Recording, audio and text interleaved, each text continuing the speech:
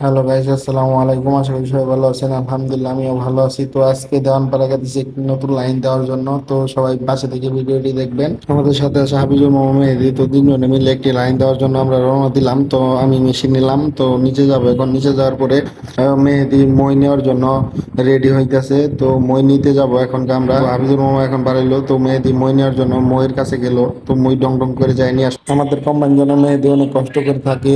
কথা বলতে বলতে আমি আমার ক্যামেরার সামনে আসলাম। তো আমার কাছে নায়ক নায়ক ভাব লাগতেছে, তাই জন্য আমি একটু ক্যামেরার সামনে একটু পাট নিতেছি। আবার এদিকে মেহেদী মই বান্ধার জন্য অনেক কষ্ট করতেছি। তো আমাদের অটোওয়ালা মামা সহযোগিতা করলো একটু।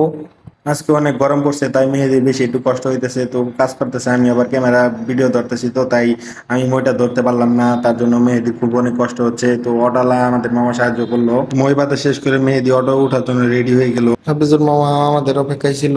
তো হাফিজুর মামা আমাদের দিকে এগিয়ে আসলো, তারপর মেহেদি গেলো একটু সাহায্য করার জন্য।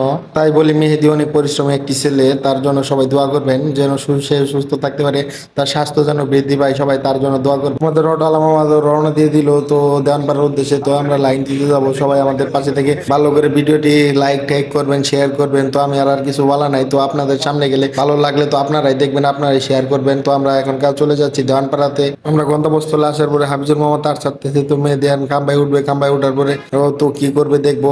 তো আমরা এখনকার লাইন দেওয়ার জন্য আমরা প্রস্তুত। তো অনেক গরম, অনেক গরমের ভিতরে তো এই কাজ করাটা অনেক টাফ হয়ে যায়। তার জন্য সবাই আমাদের জন্য দোয়া করবেন যেন আমরা সুস্থভাবে সবলভাবে মানুষকে সার্ভিস দিতে পারি। একটা কথা না বললেই নাই, তো আমাদের এই কারেন্টের খাম্বায় কাজ করতে অনেক রিস্কি হয়ে যায়। তার জন্য একটু সবাই আমাদের জন্য দোয়া করবেন। তো আমার মাথায় অনেক চিন্তা থাকে যখন মেহেদি উঠে। তো খাম্বায় অনেক তারের হিবিজিবি থাকে, তো কখন কি হয়ে যায় বলা যায় না।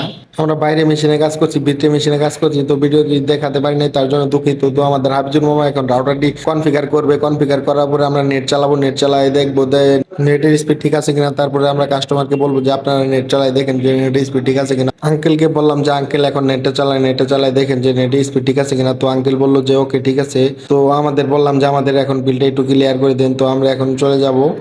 তো একটা নিউ লাইন দেওয়ার পরে তো আঙ্কেলের কাছে একটি বকশিস চাইলাম যে আঙ্কেলকে আমাদের তিনজনকে একটি বকশিস দিয়ে দেন কিনা। পরে মেহেদি বললো যে হ্যাঁ 300 টাকা দিয়ে কি হবে, 300 টাকা দিয়ে তিনজনে তো দুপুরে খাওয়াই হবে না। তো আমাদের এই জীবনটা এরকম যে যখন টাকা থাকে তখন ভরপুর থাকে, যখন না থাকে তখন থাকে না। তো সবাই দেখতে পাচ্ছেন যে আমাদের এই টেকনিশিয়ান জীবনটা কত কষ্টের। এই টেকনিশিয়ানের জীবনে সার্ভিস দিতে দিতে তাদের জীবনে 12টা বেজে যায়। তো আমিও আসছি, আসায় আমি বুঝলাম যে আমাদের জীবনটা 12টা বেজে গেছে গা। তো আজকে ভিডিও এই পর্যন্তই। সবাই ভালো থাকবেন, সুস্থ থাকবেন, আমাদের জন্য দোয়া করবেন। আল্লাহ হাফেজ।